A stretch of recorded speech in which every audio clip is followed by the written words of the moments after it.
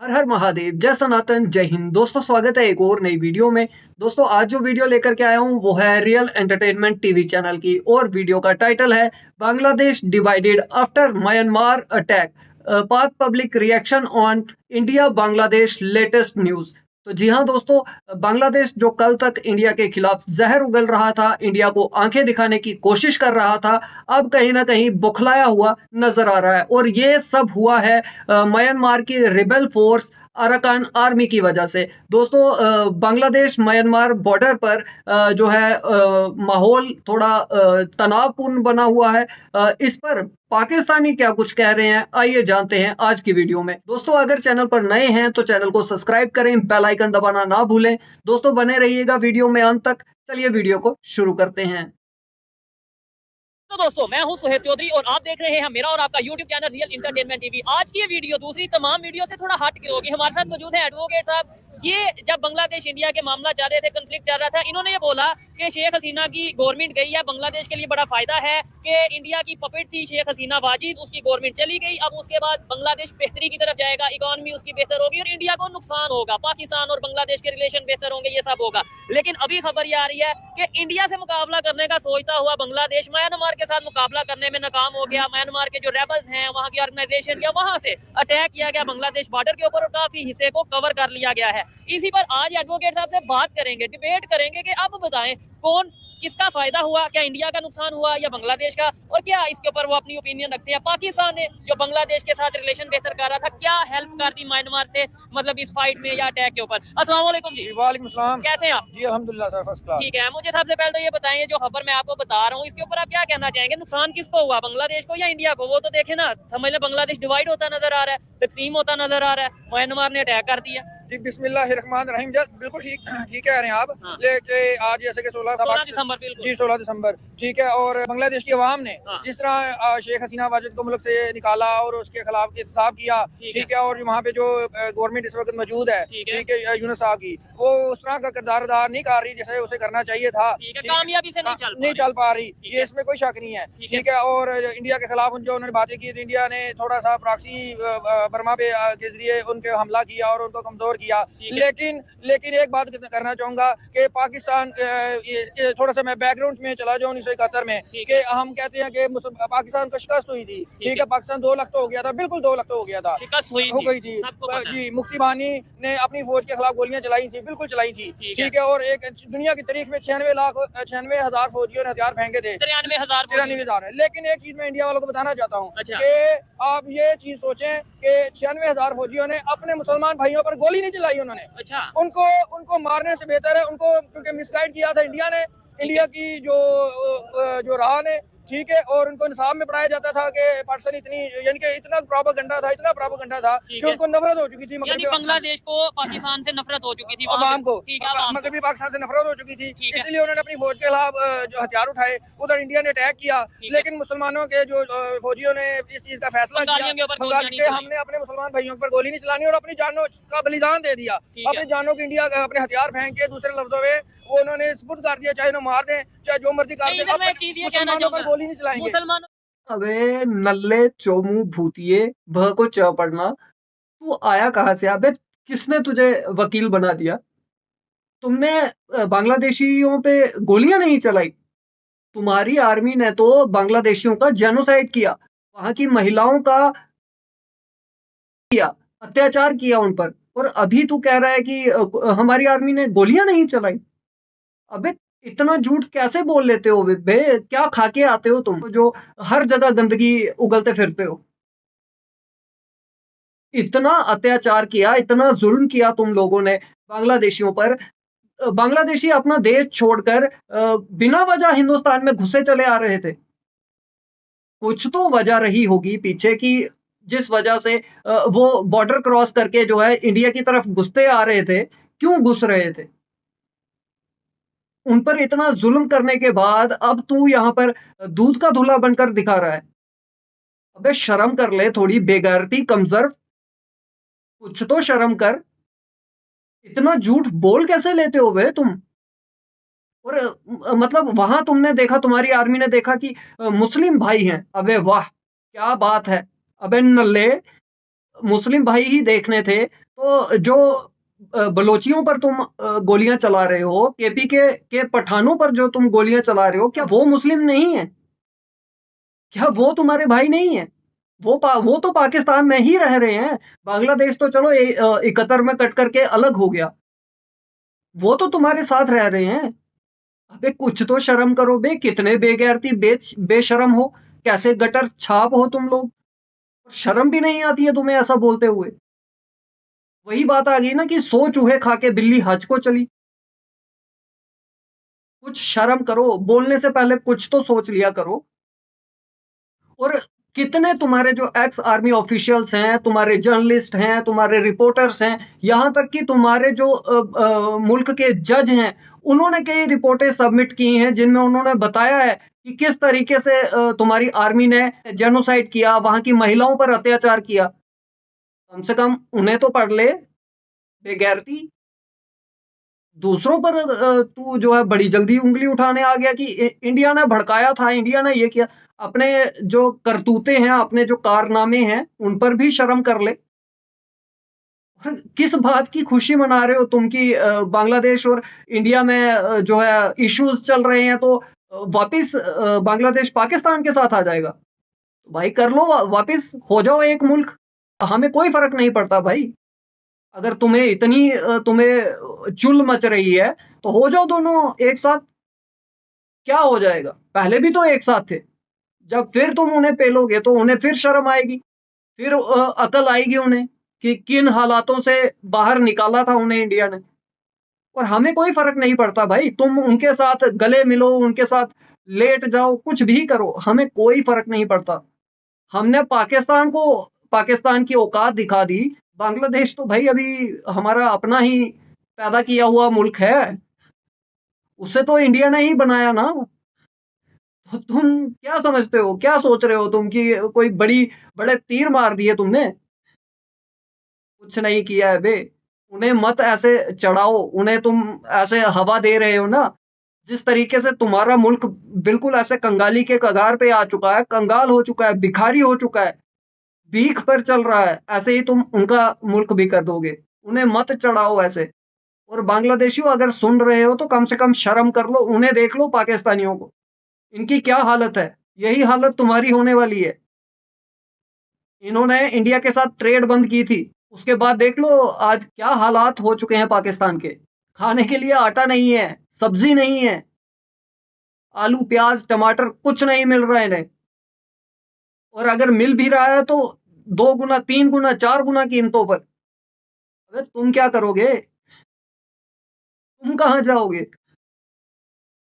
तो इसलिए अपना जो फितूर है तुम्हारे दिमागों में, उसे निकाल करके बाहर करो और होश की दवा लो।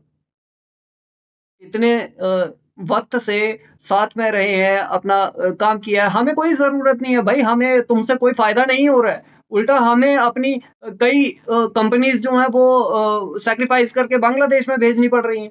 उससे तो इंडिया का ही नुकसान हो रहा है ना। ऐसा भी नहीं है कि बांग्लादेश कोई बहुत बड़ी मार्केट है जिससे इंडिया को जो है बहुत फर्क पड़ने वाला है। कुछ नहीं होगा बे, तुमसे बड़ा मुल्क पाकिस्तान है, उसने ट्रेड बंद कर दी तब नहीं इंडिया को फर्क पड़ा, तो तुमसे क्या फर्क पड़ जाएगा बे? कौन से गलत फहमी में जी रहे हो, कौन से ख्वाब देख रहे हो? तो हकीकत पहचानो, होश में आओ थोड़ा। और पाकिस्तानियों कितना झूठ बोलोगे, कितनी गंदगी उगलोगे। हर जगह गलत करने के बाद जो है आ जाते हो चोला ओढ़ करके कि हम तो हमारे भाई हैं, हमारे भाई। अबे भाई उन्हें बाद में बनाना, बांग्लादेशियों को बाद में अपना भाई बनाना। पहले जो बलोच हैं, जो केपी के पठान हैं, उन्हें तो पहले भाई बना लो, उन्हें तो पहले इंसान समझ लो, बाकियों को चले हो तुम भाई बनाने। गोली नहीं चलाएंगे, ये एक चीज में अगर 1 वो मिनट के गोली लिए नहीं चलाते, नहीं 1 मिनट के इतना लिए बड़ा सानिया होता, इतना बड़ा सानिया होता ठीक ये है। याद तारीख में याद किया जाता है। जैसे इसराइल कहता है कि इतना नुकसान हमने अपना फलस्तीन में नहीं किया जितना शाम में हो गया है, जितना इराक में हो गया है। मुसलमान आपस में लड़ के इतने मुसलमान शहीद हो बिल्कुल गए। ऐसे ही आपने ये बोला ना कि आर्मी ने जो है वो अपने मुसलमानों के ऊपर गोलियां नहीं चलाई। चले 1 मिनट के लिए मान लेते हैं, लेकिन जंग तो हमारी इंडिया के साथ उस टाइम स्टार्ट हो गई ना, तो इंडिया के ऊपर गोलियां चलाते या मुकाबला करते। मैं एग्जांपल दे रहा हूँ, सरेंडर। और इवन हमारे तो मजहब में ये बताया जाता है या पाकिस्तान, हमें तो ये कहा जाता है जज्बा बहुत है, जज्बा बहुत है। जान दे दो कंट्री के लिए लेकिन झुको नहीं। तो वो झुकना मतलब ये तारीख में सबसे बड़ा सरेंडर है। 93,000 जो हमारे आर्मी है। देखें पीछे से नहीं थे, फ्रंट से भी मुक्ति बानी हमला कर रहे थे इंडियन फौज के साथ मिलके। अगर इंडियन फौज पे गोली चलती तो मुक्ति बानियों को भी मरना था। अच्छा। तो इस बात पे मुसलमानों ने अपने भाइयों को नहीं वो मिस गए थे, लेकिन उसका नतीजा ये हुआ कि 53 साल बाद बांग्लादेश की आवाम को समझ आ गई कि कौन गलत था और कौन सही था। और इसी वजह से हसीना वाजिद को निकाल कर एक जलील तरीके से निकाला गया और जो मुजीबुर रहमान के मुजस्समे तोड़े गए, ठीक है। और उन्हें अब पाकिस्तान के साथ मोहब्बत है, पाकिस्तान के साथ दिल धड़कते हैं। अब पाकिस्तान की गवर्नमेंट को भी चाहिए, पाकिस्तान की फौज को भी चाहिए कि वो उनका जख्मों पे मरहम रखें, उनका साथ दें, उनके साथ दुहाई मुआहदे करें और जिस तरह हमने मतलब रिलेशन बेहतर करें। लेकिन मुझे बताएं सर, हमारे पास हमारी गवर्नमेंट के पास ऐसा क्या है कि हम बांग्लादेश के साथ ताउन कर सकें या उनके जख्मों के नमक रखने की बजाय मरहम रख सकें? हमारे तो अपने जख्मों के ऊपर नमक छिड़कते आए दिन हम खुद लोग नजर आ रहे होते हैं। दूसरे नंबर पे आपने बोला 53 साल बाद बांग्लादेश को समझ आ गई कि पाकिस्तान ही हमारे साथ सिंसियर है। फिर एक तो ये कि 53 साल समझ क्यों नहीं है, ये तो ये चीज। और 53 साल जब समझ नहीं आई थी तब बांग्लादेश इकॉनमी में बेहतर जा रहा था, टेक्नोलॉजी में बेहतर जा रहा था। हम यहाँ पे खड़े होकर एग्जांपल दे रहे थे कि भाई बांग्लादेश हमारे से ही लागू और हमसे आगे जा रहा है। और जब समझ आई है, यानी आप ये बोल के बांग्लादेश को समझ आ गई पाकिस्तान हमारे साथ सिंसियर है और इंडिया सिंसियर नहीं है, तब से उनकी इकॉनमी भी डाउन होने लग पड़ी है, तब से वहाँ पे हालात भी खराब है, तब से उनकी गवर्नमेंट में भी स्टेबिलिटी नहीं आ रही। यानी कि इसका मतलब है बांग्लादेश अब पाकिस्तान के नक्शे कदम पे चल पड़ा है। सर मेरी बात सुने, नक्शे कदम की बात नहीं है। अच्छा। इंडिया को आपके ख्याल में तकलीफ नहीं है। अच्छा। आप जनरल बख्शी को देखें, जनरल मेजर गौरव को देखें। अच्छा। वो क्या कह रहे हैं और इनके जो लोंडे लपाड़े जो बैठे हुए हैं। अच्छा। जो इंडियन चैनल पे। अच्छा। और अपनी आई भाई छाई करते हैं। अच्छा। उन्हें तरीका पता नहीं है। अच्छा। कि भी मुसलमान एक कौम की हैसियत रखते हैं। अच्छा। आप ये देख लें, अगर इनके पास 1000 साल के बाद 32 लाख मरबा किलोमीटर का आ गया है, ठीक है, हिंदुओं के पास। अच्छा। 1000 साल से इनके पास इंडिया के 2 शहर थे या 3 शहर थे या 4 शहर थे। बाकी हर मुसलमान जो फाते से मार खाई है, जनरल बख्शी की बातें सुने ना। हाँ। तो वो क्या कहते हैं, अबे नल्ले चोमू भूतिये, फिर से भ को चौपड़। 1000 साल से दुनिया चल रही है, सिर्फ 1000 साल से। उससे पहले क्या था? उससे पहले क्या था? अबे किसने बना दिया तुझ जैसे जाहिल निकम्मे गटर छाप को वकील? किसने बनाया? क्या वकील है भी कि वहां जाकर जो है बाथरूम साफ करता है? ऐसी तेरी सोच है 2 कौड़ी की, तू हो ही नहीं सकता वकील। वकील के पास तो फैक्ट्स होंगे, लॉजिक होगा। बिना सर पैर की बात थोड़ी ना कोई वकील करेगा। तू किसी भी एंगल से भाई वकील नहीं लग रहा। इन्होंने 1000 तारीख में हर मुसलमान जो है वो फाते से और फातीन के से मारे खाए हैं। लेकिन अब वो साथ ये भी कहते हैं ना कि अब हिंदू बदल गया या मीडिया बदल गया, वो वैसे नहीं रहे। पहले वो कहते थे कि भाई हम पूरा मन लोग हैं, अब वो कहते हैं जैसा करोगे वैसा भरोगे। अब वो कहते हैं हम कर्मा के ऊपर यकीन रखते हैं। दूसरे नंबर पे आपने बोला कि भाई इनको ये नहीं पता, देखने वालों को या इंडियंस को ये नहीं पता कि भाई मुसलमान एक कौम की हैसियत रखते हैं। जी जी।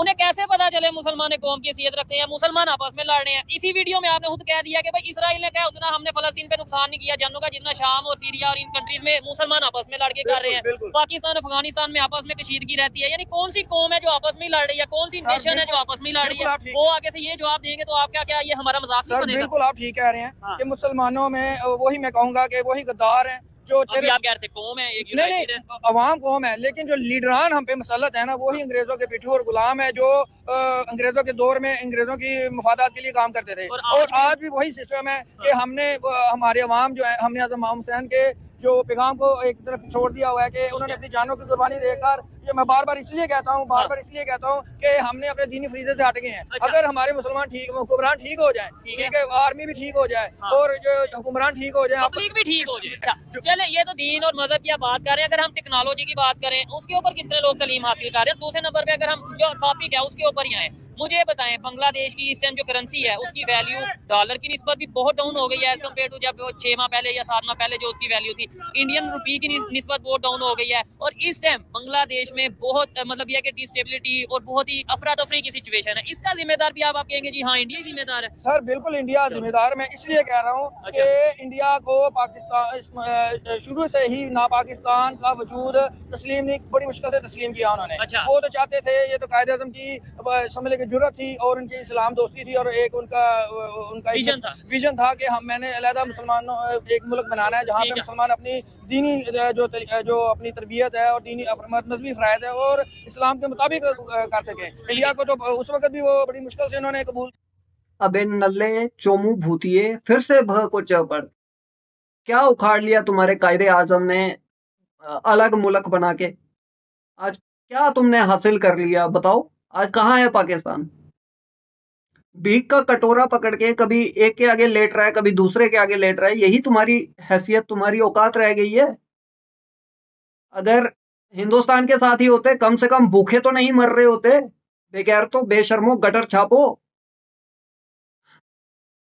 अगर हिंदुस्तान के साथ होते, हमें तो चाहिए नहीं भाई। हम अब पाकिस्तान का नाम सुनना भी नहीं चाहते भाई। अब तो चाहिए ही नहीं। मगर उस वक्त एक मुल्क था, सारा हिंदुस्तान था।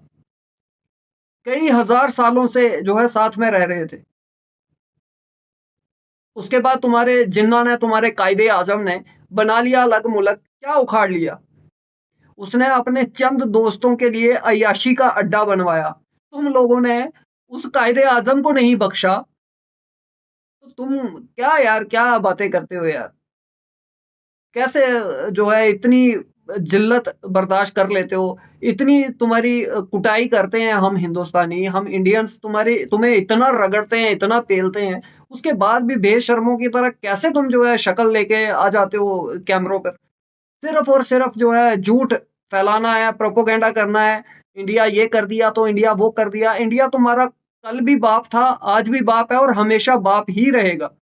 और वो मुसलमानों को अपना गुलाम बनाना चाहते हैं। आपको नहीं लगता, मैं कायदे आजम की नहीं, मैं ओवरऑल बात कर रहा हूँ कि भाई हिस्ट्री में अगर हम देख लें, मजहब के नाम पे या कौमों के नाम पे लीडर्स ने फायदा उठाया है। बहुत से ऐसे लोग हैं जिन्होंने मजहब के नाम पे मजहब को यूज करते हुए लोगों को अलग कर दिया, कंट्रीज को डिवाइड कर दिया। आपको नहीं ऐसा लगता? और फिर दूसरे नंबर पे हम क्या इस्लाम के मुताबिक कंट्री बन गया। मैं देखें सवाल सख्त करूंगा, देखने वाले आगे लास्ट तक देखिएगा। बहुत से ऐसे टॉपिक्स हैं, मतलब बातें जिनके ऊपर हम बात करेंगे। बना दिया कायदे आजम ने पाकिस्तान? सर कायदे आजम ने बना दिया ना? कायदे आजम बिल्कुल बना दिया। कायदे आजम क्या वो इस्लाम के मुताबिक चल रहा है? सर कायदे आजम ने ये भी कहा था कि मेरी जेब में सारे खोटे सिक्के हैं। और उनके बाद जिस तरीके से शबा खून मारा गया और जिस तरीके से हुकूमतें आई हैं, हुकूमतें गिराई गई हैं, एक भी कोई स्टेबिलिटी नहीं आई, कोई इस्लाम के मुताबिक जो है वो अमल नहीं हुआ, कोई इस्लामी तलीमात की। जैसे कि अब तालिबान की हुकूमत आई है, उसने किस तरीके से डॉलर को कंट्रोल किया और इस्लामी तलीमात को, और ये यहीं से इस्लाम का अरूज जो आप देखेंगे जो आने वाले टाइम में आपके ख्याल से ऐसा है। लेकिन जिन तालिबान की आप बात कर रहे हैं वो तो इंडिया के साथ रिलेशन बेहतर कर रहे हैं, वो तो चाइना के साथ रिलेशन बेहतर कर रहे हैं। इंडिया को शुरू से इनका खौफ है। जितने भी मुसलमान फातिहीन आते रहे हैं बरेसी पर, जिन्होंने आगे इंडिया से ईंट बजाई है, मैं नाम गिना देता हूँ। गोरी कौन था? गजनी कौन था? कुतुबुद्दीन ऐबक कौन था? सुल्तान शमसुद्दीन अल्तमश कौन था? अलाउद्दीन खिलजी कौन था? औरंगजेब आलमगीर कौन था? बाबर कौन था? ये सारे ही तो खानी थे। इंडिया की तभी भी जान निकल गई। शुक्र है। अबे नल्ले चोमू भूतिए फिर से भ को च पढ़ और मेरी बात सुन। ये जिनके नाम तू गिना रहा है भाई, ये तेरे ही दादा, तेरे परदादा, तेरी दादी, परदादी, अम्मा, माँ, बहन, उनके साथ गलत करने वाले लोग थे। ये कोई हीरो नहीं है जिनका नाम तू इतने चोड़ में ले रहा है कि हाँ भाई ये कौन थे, ये कौन थे। और इंडिया को क्या इससे फर्क पड़ेगा बे? उस वक्त भी इंडिया में हिंदू थे, आज भी हैं। हिंदुओं को क्या फर्क पड़ा? हाँ ठीक है, कुछ वक्त उन्होंने जो है हुकूमत की, अत्याचार किए, क्या हिंदुओं को खत्म कर पाए? हिंदुओं को खत्म कर दिया उन्होंने, मिटा दिया हिंदुओं को। तो इंडिया को क्या दिखाते हो तुम कि हाँ ये हो गया, वो हो गया? अबे खुद देखो, अपने गिरेबान में झांको। उन्हीं दोगले लुटेरों ने, चोरों ने, डाकुओं ने जो है तुम्हारे घरों की महिलाओं के साथ गलत किया, अत्याचार किया। उसके बाद जो है वो तुम्हारी पैदाइश हुई, उन्हीं की नाजायज औलादे हो तुम। और इतनी चौड़ में बताते हो कि हाँ जी ये कौन थे, वो कौन थे। ये जितने ये नाम लिए हैं ना तुमने, इससे तुम्हारी ही बेइज्जती होती है, तुम्हारे पूर्वजों की बेइज्जती होती है। तो शर्म करो। ये मान लिया कि साहब अफगानी थे, यानी कि उनका पाकिस्तान से कोई लिंक नहीं था। सर ये नहीं, आप मुझे जवाब देना। तो फिर हमने उन्हें अपना हीरो क्यों बना लिया है? हम तो अपने हीरोज अपने बनाए ना, जो हमारी मिट्टी के थे। यानी वो बाहर से आके उन्होंने हम पे अटैक किया और आप फख्र कर रहे हैं। मैं कह रहा हूँ कि उस वक्त का जो अफगानिस्तान का रकबा था ना, मैं लास्ट में भी आपको बता चुका हूँ व्लॉग में, कि आज का मौजूदा पाकिस्तान और मौजूदा अफगानिस्तान उनका मुल्क होता था। इंडिया शुरू ही इधर से होता था, लाहौर से लाहौर से शुरू होता था। दूसरे नंबर पे हमारे जो इमोशन है, जो हमारे हीरो हैं, जैसे कि अब्दुल कदीर खान है, जैसे ठीक है, ये मुसलमान हीरो है, जैसे कि जनरल ज़ियाउल हक है। लेकिन गोरी पाकिस्तानी थे जिन्हें हम हीरो कहते हैं, जिनके नाम पे मजालिम मुसलमान तो थे ना, मुसलमान खातिन थे, जैसे सलाहुद्दीन अय्यूबी है, ठीक है, और खालिद बिन वलीद है, कि 10-10 हजार के लश्कर से उन्होंने 2-2 लाख रोम फारस को उन्होंने फना करके रख दिया। और जैसे कि हमारे हीरो जनरल ज़ियाउल हक है। ऐसे तो मुसलमान वो भी हैं जो इस्लाम के नाम पे ये जो तालिबान अटैक करते हैं पाकिस्तान में, वो यही कहते हैं ना इस्लामी निजाम की वजह से ये इस्लाम करेंगे, कायम करेंगे, इस वजह फिर उन्हें भी हम हीरो मान लें। उसामा बिन लादेन को ऑफिशियली हम हीरो कह देंगे, भाई Osama bin Laden officially Pakistan के हीरो है, आप मानते हो उसामा बिन लादेन? सर देखें, उन्होंने जहाद करते थे। अच्छा। और जो बंदा जहाद करता है वो हमारा हीरो है, चाहे हमारी गवर्नमेंट ना माने, चाहे कोई हमारा जो हमारे जो भी बंदा जिहाद के नाम पे कुछ करेगा वो आपका हीरो है। जी बिल्कुल, इस्लाम के लिए, इस्लाम के सरबलंदी के लिए कोशिश करेगा। तो ये तालिबान जो पाकिस्तान पे जिहाद के नाम पे अटैक कर रहे हैं, टीटीपी है, वो इंडिया की प्रॉक्सी है, इंडिया से। अच्छा, यानी जो पाकिस्तान के खिलाफ करेगा वो इंडिया की प्रॉक्सी हो जाएगी। बात सुने, टीटीपी बड़े शुरू से ही, टीटीपी के जो लीडरान आप देख लें, तरिया माशाल्लाह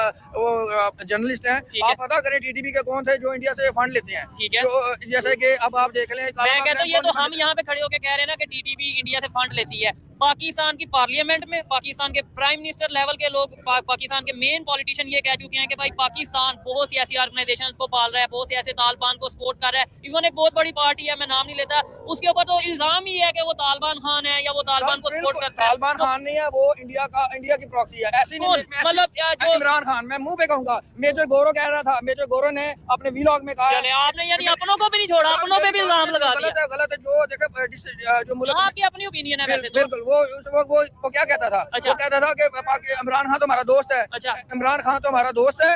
पाकिस्तान की अवाम, पाकिस्तान, अच्छा आप करें, आप अपना काम करें, इधर हम अपना पाकिस्तान की अवाम, पाकिस्तान के अंदर, ठीक है, पाकिस्तान की फौज को गाली दे रही है। किसकी वजह से दे रही है? वो इमरान खान की वजह से दे रही है। ठीक हो गया, ये चीज है। अच्छा, आपने ये बोला कि भाई क्या जी भाईजान, क्या मसला है आप बताएं। मजमा किसने लगाया? किसने लगाया मुझे बताएं।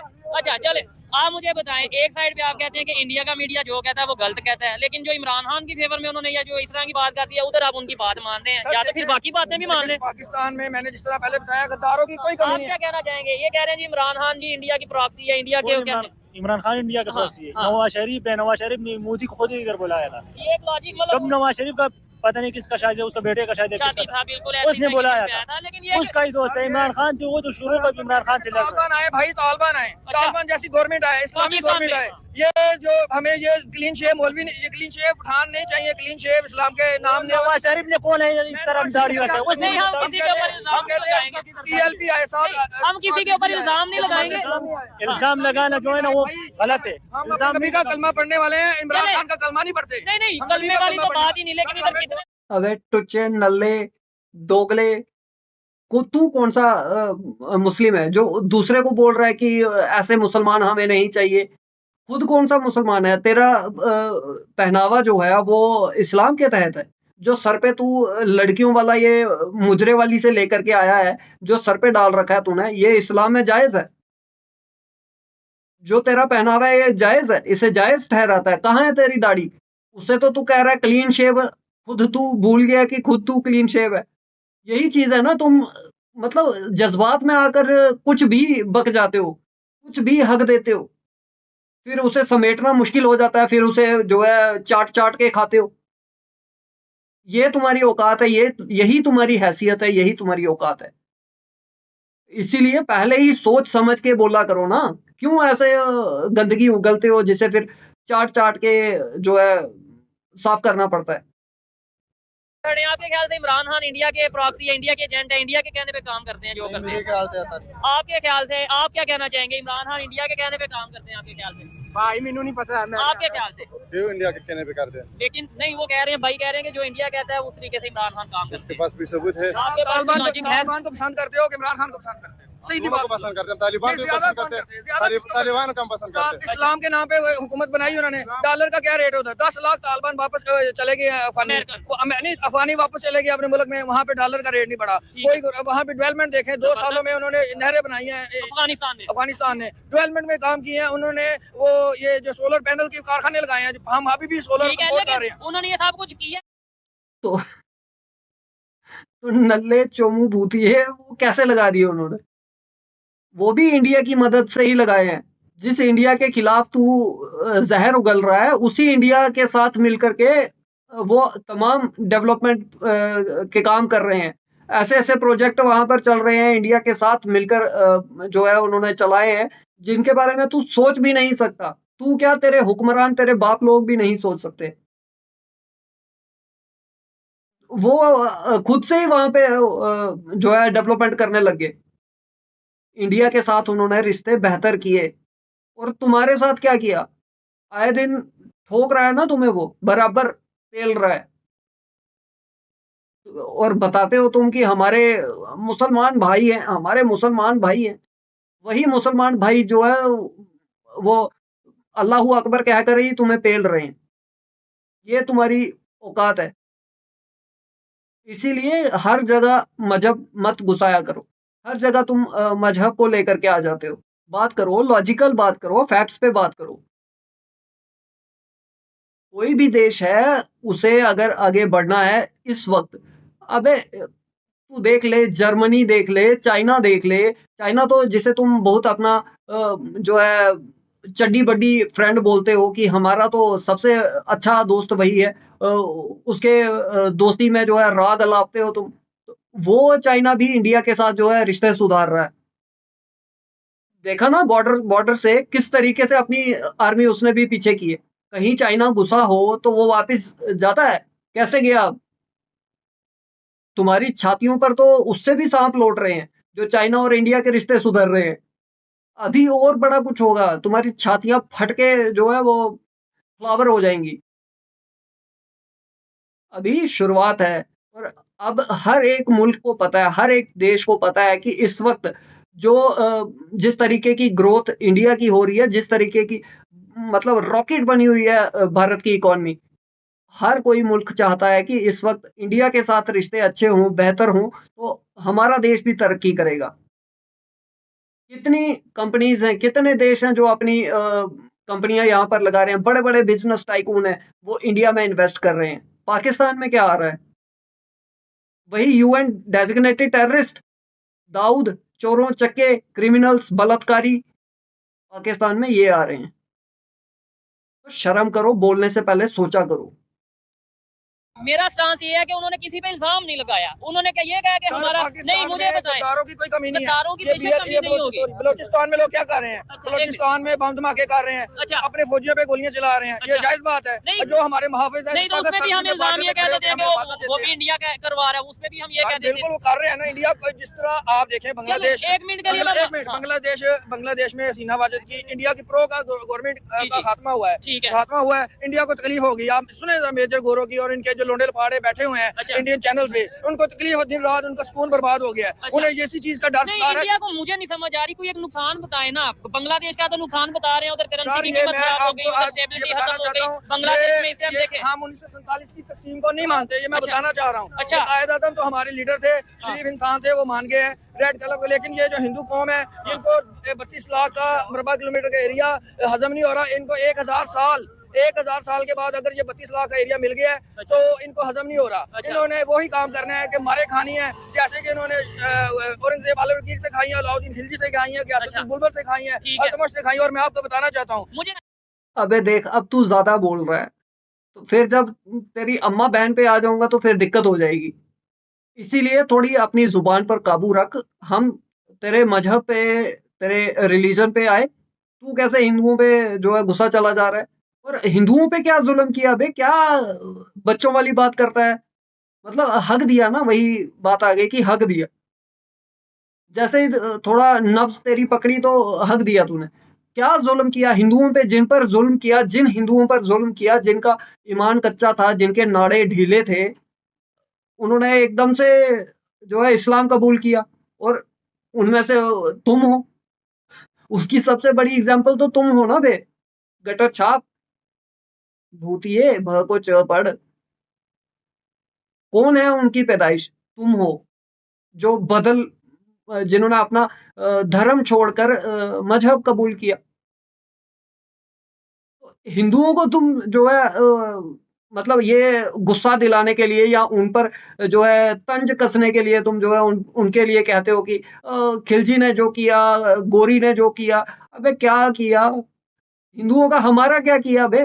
ठीक है, हाँ हमसे डबल जो है वो कर वसूल करते थे, टैक्स बोलते हैं कर को, पता नहीं होगा, जाहिल है तू, क्योंकि वहां पर कोर्ट में भी तू जो है वही बाथरूम साफ करता होगा, मेरे को यकीन हो गया है कि तू वही टॉयलेट साफ करता है तू, और कोई तेरा काम नहीं है। वकील तू किसी वकील क्या, तू वकील के नजदीक भी नहीं है, तो तेरी पूरी औकात समझ में आ गई है। तो जिन हिंदुओं पर जुल्म हुआ वो कन्वर्ट हुए ना, तलवार के दम पर, सलवार के दम पर वो कन्वर्ट हुए। तुम अपनी बेइज्जती खुद करवाते हो, शर्म तुम्हें आती नहीं है? क्यों अपने पूर्वजों को जो है जलील करवा रहे हो, उनकी इज्जत उतरवा रहे हो बीच सरे बाजार में? शर्म करो।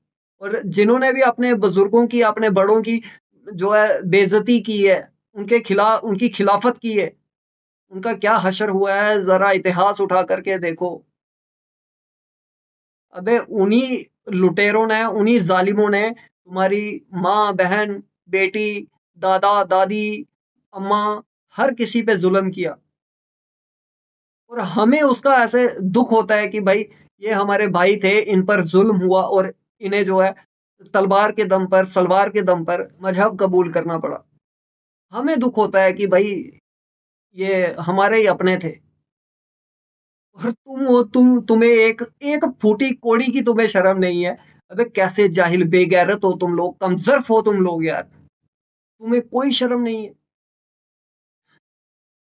हाँ, ये सारी बातें ठीक है, मुझे सिर्फ इधर ये बता दें, इधर जितने भी लोग खड़े हैं हम सब बरसगीर से हैं ना। जी जी। हाँ, बरसगीर में इस्लाम कब आया? मतलब हमारे 3 पुश्ते पीछे चले जाएं तो हम लोग मुसलमान थे सर, मुझे इतना बता। सर हमारे बरसगीर में गोरी के दौर में जो ओलिया करीम ने, ओलिया 3-4 पुश्ते पीछे चले जाएं हम सब मुसलमान थे, नहीं देना। अच्छा क्यों? तो हम फिर किस फखर से ये कह रहे हैं? सर मैं आपकी बात का जवाब देता हूँ। ये हिंदुओं, मैं एक मिनट आपकी मेरी बात सुन लें, ये बिल्कुल ये सारे हिंदू का एरिया था, कि आप भी, हम भी, ये सब हिंदू थे। तो हम फिर फखर से ये कह रहे हैं कि बाहर से आया उसने अटैक किया। हिंदुओं की जो ये मौत, इनकी जो तंग नजरी की वजह से, इनकी गलत सोच की वजह से, इनके दिमाग की जो खराबी की वजह से, इनको जो गरूर है, इस वजह से सिख पैदा हुए, इधर ईसाई पैदा हुए, हम लोग मुसलमान हो गए, ठीक है। और जिस तरह ये शूद्रों पर और निचली जात के हिंदुओं पर जुल्म करते हैं। कुछ नहीं बे, तू साले जाहिल है तू, एक नंबर का, दो कोड़ी का तू फूटी कोड़ियों का जाहिल है तू, गटर छाप है एक नंबर का, भूतिया है तू एक नंबर का, भको ही पढ़ना।